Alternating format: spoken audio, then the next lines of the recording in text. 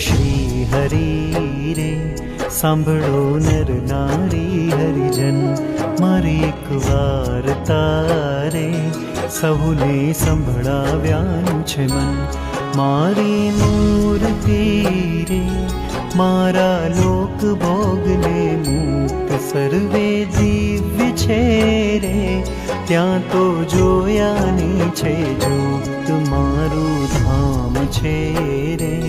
અક્ષર અમૃત જેનું નામ સર્વે સાંભળથી રે, શક્તિ ગુણે કરી અભિરામ.